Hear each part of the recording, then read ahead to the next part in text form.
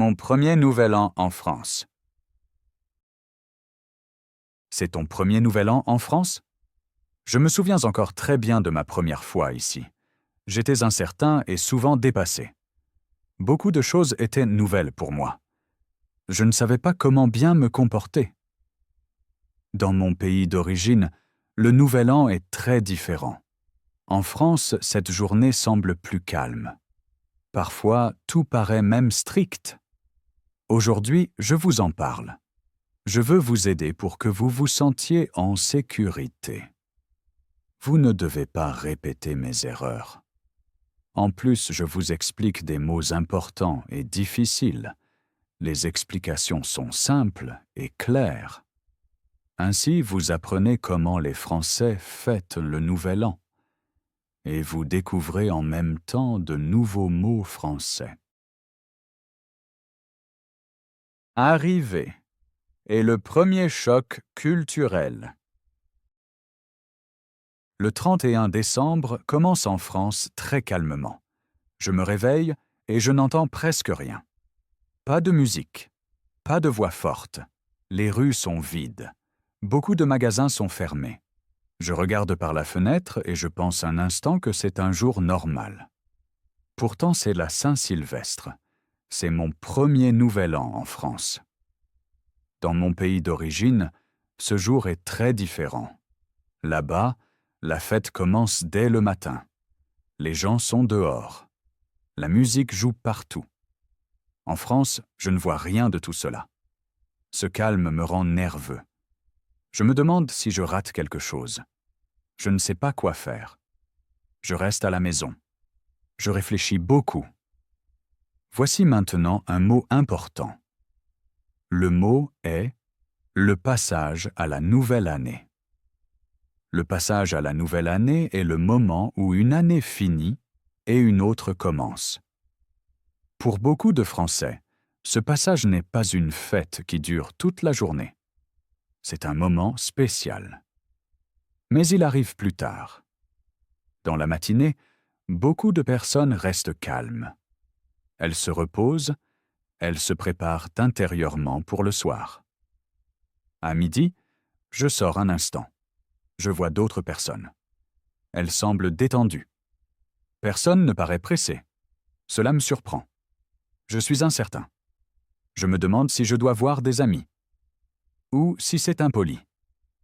Beaucoup de questions tournent dans ma tête. L'après-midi, l'ambiance reste calme. Mais je sens que quelque chose change. Il y a de la tension dans l'air. Les gens sont chez eux. Ils attendent. Je ne comprends cela que plus tard. En France, beaucoup de choses se concentrent sur le soir. Surtout sur la nuit. Quand il fait nuit, tout change. Les rues se remplissent lentement. Les personnes se regroupent. Les voix deviennent plus fortes. On entend de la musique. Le calme du jour disparaît. Maintenant commence ce que beaucoup attendent. La fête démarre tard. C'est typique. Pour moi, c'est nouveau. Dans d'autres pays, tout commence plus tôt. Ici, tout démarre d'un coup. Juste avant minuit, c'est très intense. Ça explose partout. Le ciel devient lumineux. Les gens rient. Ils s'embrassent, ils se crient des vœux. Le passage à la nouvelle année est là. Ce moment est fort. Il est bruyant. Il est émotionnel. Après, la soirée continue. Beaucoup de personnes fêtent encore longtemps. Certaines jusqu'au matin. Je ne le savais pas lors de ma première fois. J'étais fatigué. J'étais surpris. Je n'étais pas préparé. Aujourd'hui, je le sais mieux. Le Nouvel An en France a deux faces. Une journée tranquille et une nuit très bruyante. Quand on le sait, on se sent plus en sécurité. On comprend mieux les gens. On sait à quoi s'attendre. Ainsi, le passage à la nouvelle année n'est pas stressant. Il devient excitant et spécial. Préparation et fausses attentes. Le soir de mon premier nouvel an en France, je remarque que je suis mal préparé.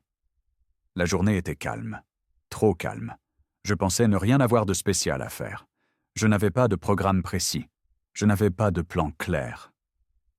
Dans mon pays, on décide souvent au dernier moment. On rencontre des gens dans la rue. On les suit simplement. En France, cela ne marche pas toujours.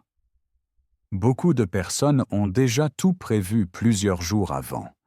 Elles savent exactement où elles passent la soirée. Je ne le savais pas alors. Voici maintenant un mot important. Le mot est la préparation. La préparation veut dire qu'on pense avant et qu'on organise des choses avant que quelque chose commence. Cette préparation est très importante en France, surtout pour le Nouvel An. Beaucoup de gens font leurs courses à l'avance. Ils pensent à la nourriture, ils pensent aux boissons, ils réfléchissent avec qui ils vont fêter. Ils fixent les rendez-vous tôt. J'ai sous-estimé cela. En début de soirée, je suis chez moi. Je regarde mon téléphone. J'attends des messages. Rien n'arrive. Je me sens soudain seul. Ce n'était pas une bonne sensation. Je pense avoir fait quelque chose de mal. En réalité, je n'étais simplement pas préparé. Beaucoup de Français ne fêtent pas de façon spontanée. Ils invitent ou ils sont invités. Sans invitation, on reste souvent à la maison. Ce n'est pas de la froideur. C'est juste comme ça. Je ne le savais pas alors. Je sors quand même. Je pense que je trouverai bien une place quelque part. Les rues sont pleines de gens. Mais chacun semble avoir un but. Des groupes marchent ensemble, des amis rient. Personne n'attend. Je remarque que la préparation donne ici de la sécurité. Qui est préparé se sent plus détendu. Qui est préparé sait où il appartient. Je n'avais pas ce sentiment. J'étais incertain. Je ne savais pas si je dérangerais. Dans mon pays, c'est différent. Là-bas, le Nouvel An est ouvert. On parle facilement avec les autres. En France, il faut souvent un cadre clair. Ce n'est pas de la froideur. C'est de la structure. Beaucoup d'étrangers le comprennent seulement plus tard. La préparation veut dire aussi se préparer intérieurement. Beaucoup de personnes ne veulent pas de stress. Elles veulent un déroulement clair. D'abord se rencontrer, puis fêter, puis minuit, puis continuer la fête. Cet ordre apporte du calme. Je n'ai pas senti ce calme. J'étais nerveux. Aujourd'hui, je fais autrement. Aujourd'hui, je planifie le Nouvel An. Je demande tôt, je dis oui ou non, j'achète à temps, je sais où je serai. Cela enlève de la pression. Ça fait du bien. La préparation n'est pas une obligation. La préparation est une aide. Si tu le sais, tu évites la frustration. Tu ne te sens pas exclu. Tu comprends pourquoi les gens n'écrivent pas spontanément. Tu sais que ce n'est rien de personnel. Le Nouvel An en France marche mieux avec préparation. Si tu l'acceptes, la soirée devient plus détendue et tu peux profiter de la nuit. Feux d'artifice et responsabilité. Quand la soirée avance, je sens que l'ambiance change beaucoup. Les rues sont maintenant pleines. Il y a des gens partout. Certains rient fort. D'autres portent des sacs. J'entends déjà les premiers pétards. Ça sent la fumée. Pour moi, c'est nouveau. Dans mon pays, la ville lance souvent un grand feu d'artifice. En France, beaucoup de gens le font eux-mêmes. Voici un mot important. Le mot est la responsabilité. La responsabilité veut dire penser à sa conduite et à la sécurité des autres. Cette responsabilité compte beaucoup le soir du Nouvel An. Beaucoup de personnes ont du feu d'artifice avec elles. Elles savent ce qu'elles font, ou elles le croient au moins. Je reste au bord de la rue. J'observe tout. Certains allument les fusées très prudemment. D'autres semblent impatients. Je vois qu'il existe des règles claires. Mais tout le monde ne les suit pas. Cela me fait peur. Je suis incertain. Je ne sais pas où me placer. Je me demande si c'est dangereux. Beaucoup d'étrangers se sentent mal à cet instant. On n'est pas habitué au bruit. On ne connaît pas les habitudes. En France, on attend que chacun prenne ses responsabilités. On veille sur soi et sur les autres. Personne ne te l'explique à haute voix. On le suppose simplement. Je l'apprends de façon dure. Une fusée passe très près de moi. Je sursaute. Mon cœur bat vite. Je continue mon chemin. Je cherche un endroit sûr. Aujourd'hui, je sais que c'est normal. On doit choisir soi-même où rester. On doit garder ses distances. Responsabilité veut aussi dire reconnaître ses limites, ne pas tout faire, ne pas rester partout. Beaucoup de Français sont très libres ce soir-là. Mais ils font quand même attention à certaines choses. Ils savent quand ils doivent être prudents. Pour moi, c'était étrange. Dans d'autres pays, la ville s'occupe souvent de tout. Ici, chacun fait partie de l'action. Chacun porte sa part. Cela peut sembler chaotique, mais cela fait partie de la culture. Après minuit, c'est encore plus bruyant. Le ciel est plein de lumière. Les rues sont pleines de monde. Pourtant, il existe une sorte d'ordre. On fait attention les uns aux autres. On aide si quelque chose arrive. Je vois des personnes qui avertissent les autres. Je vois quelqu'un tirer un ami en arrière. Ces petits moments me montrent quelque chose d'important. Liberté et responsabilité vont ici ensemble. Aujourd'hui, je sais comment agir. Je reste attentif, je reste calme, je garde mes distances. Je profite du feu d'artifice. Mais je ne m'y perds pas. Si tu comprends cela, tu te sens plus en sécurité. Tu sais que tu ne dois pas tout faire. Tu peux regarder. Tu peux te protéger. Responsabilité ne veut pas dire peur. Responsabilité veut dire conscience. Et cela rend le Nouvel An en France plus intense, mais aussi plus contrôlable. Minuit est le moment le plus important. Peu avant minuit, l'ambiance change encore une fois. Les gens regardent plus souvent leur téléphone. Certains comptent les minutes. D'autres restent immobiles. Je sens que quelque chose d'important arrive maintenant. Tout le monde attend le même instant. En France, minuit au Nouvel An a une signification spéciale. Ce n'est pas juste minuit. C'est le passage à une nouvelle année. Les bruits deviennent plus forts. La tension monte. Je me tiens avec d'autres personnes. J'en connais bien certaines. D'autres presque pas. Pourtant, nous nous sentons liés. Voici un mot important. Le mot est « trinquer ». Trinquer veut dire que des personnes joignent leurs verres, se regardent et se souhaitent bonne année. C'est exactement ce qui se passe à minuit. L'horloge sonne 12 coups. Tout explose en même temps. Feu d'artifice. Bruit. Lumière. Voix. Des gens crient. Des gens rient. Des gens s'embrassent. Je tiens un verre à la main. Je trinque. Même avec des personnes que je connais à peine. C'est normal. Pour cet instant, tous sont égaux. Ça me plaît. Dans mon pays d'origine, minuit est aussi important. Mais là-bas, tout reste souvent plus émotionnel. En France, tout semble court, mais intense. Le moment est fort. Mais il ne dure pas longtemps. Après avoir trinqué, beaucoup de discussions reprennent vite. Certains sortent dehors. D'autres restent dedans. J'étais surpris. Je pensais que cet instant durerait plus longtemps. Mais en France, il est clair et direct. Un court sommet. Ensuite, la vie continue. Beaucoup de personnes continuent de boire.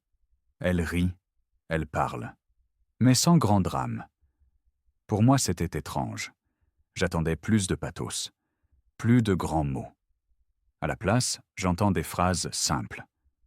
Bonne année. Tout le meilleur. Santé. Cela suffit. Aujourd'hui, je comprends mieux. L'instant compte. Pas les mots. Le fait de trinquer unit, même sans long discours. J'observe les gens. Beaucoup semblent satisfaits. Ils n'ont pas besoin de grands spectacles. Le passage est fait. Cela suffit. Ensuite, la nuit continue. Certains dansent, certains s'assoient ensemble, d'autres font encore une promenade. Les rues sont pleines. Partout, on fête encore, jusqu'au bout de la nuit. Mais le moment le plus important est passé. Je me souviens qu'à l'époque, j'avais encore beaucoup d'énergie. Je voulais plus d'émotion, plus de sens. Aujourd'hui, je vois les choses autrement. Le sens est dans l'instant partagé, dans le fait de trinquer, dans un bref regard, dans le sentiment de ne pas être seul. Si tu sais cela, tu comprends mieux le nouvel an en France. Tu n'attends pas un long sommet. Tu profites de cet unique moment. Puis tu le laisses partir. Cela rend la soirée plus détendue. Tu en fais partie. Sans pression. Sans grandes attentes. Ainsi, minuit devient ce qu'il est ici. Court, puissant et fédérateur. Résolution du nouvel an et conversation sincère. Après minuit, l'ambiance devient plus calme, mais pas tout de suite. Beaucoup de personnes restent ensemble. Elles s'assoient. Elles discutent. La musique est plus douce. Maintenant, d'autres conversations commencent souvent. Des conversations plus sérieuses. Je suis assis avec des amis autour de la table. Les verres sont à moitié pleins. La nuit est longue. Quelqu'un parle de la nouvelle année. Des souhaits, des projets. Voici maintenant un mot important. Le mot est la résolution. Une résolution est un plan ou un but que l'on fixe pour la nouvelle année. Beaucoup de personnes en France parlent de leurs résolutions au Nouvel An. Mais elles n'en font pas tout un spectacle. Personne ne crie ses objectifs très fort. Les conversations sont calmes, sincères. Certains disent qu'ils veulent faire plus de sport. D'autres veulent moins travailler. Certains veulent plus de temps pour eux. J'écoute attentivement. Dans mon pays d'origine, ces conversations sont souvent très émotionnelles. On promet beaucoup.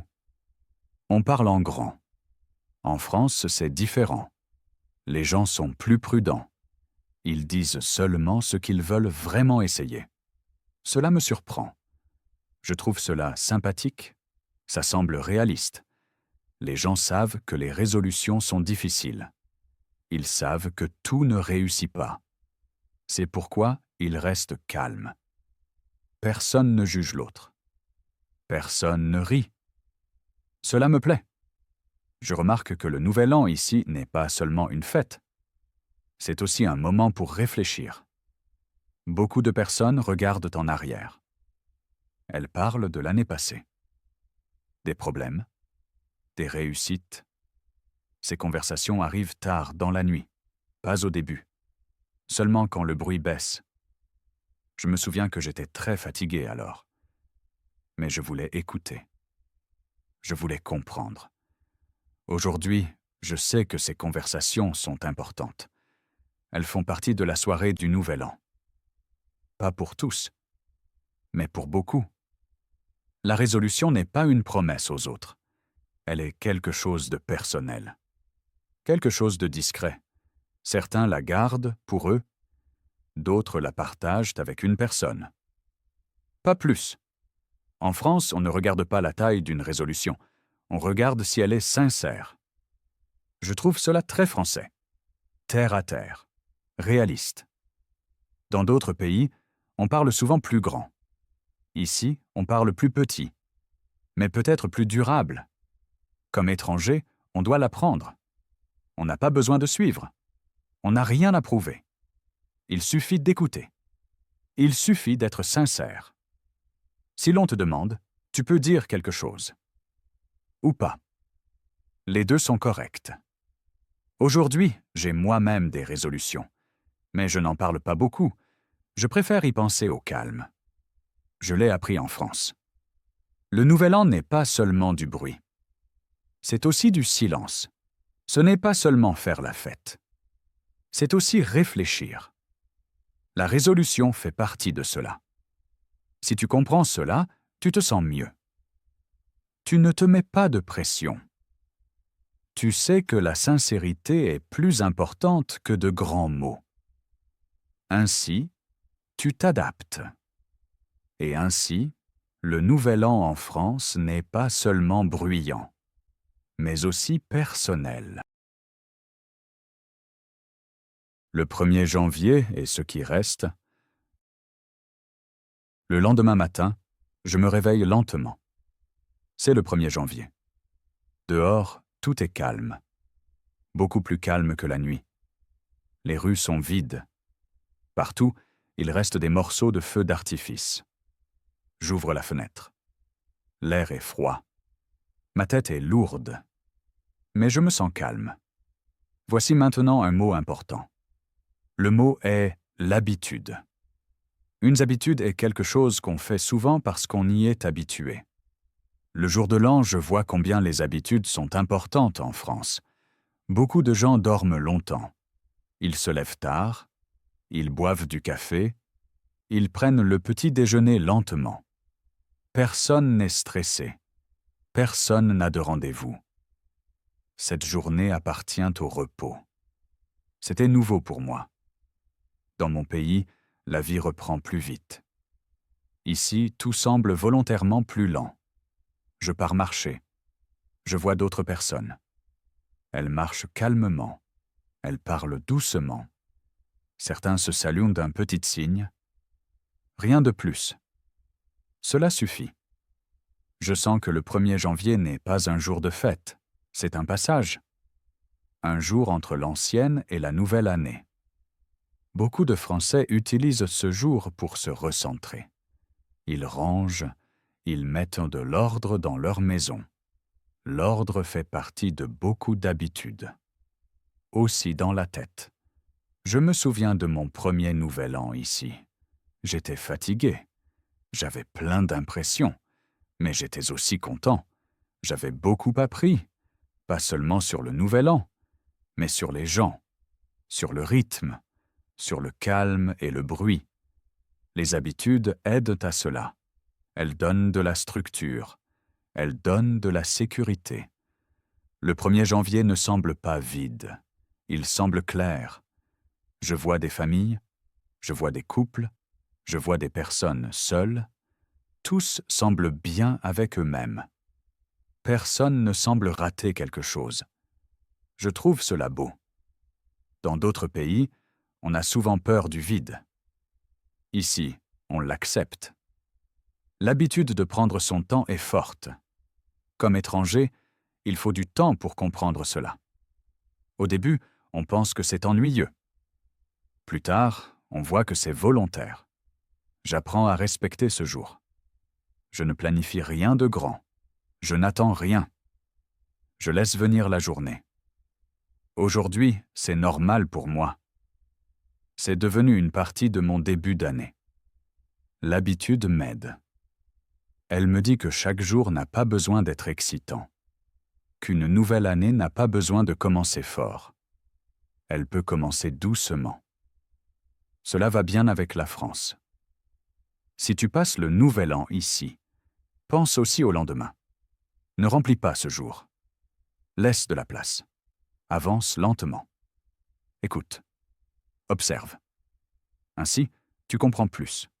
Pas seulement la culture, mais aussi toi-même.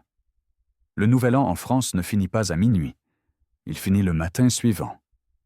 Avec du calme, avec de la clarté et avec des habitudes qui restent. Amuse-toi bien l'an prochain.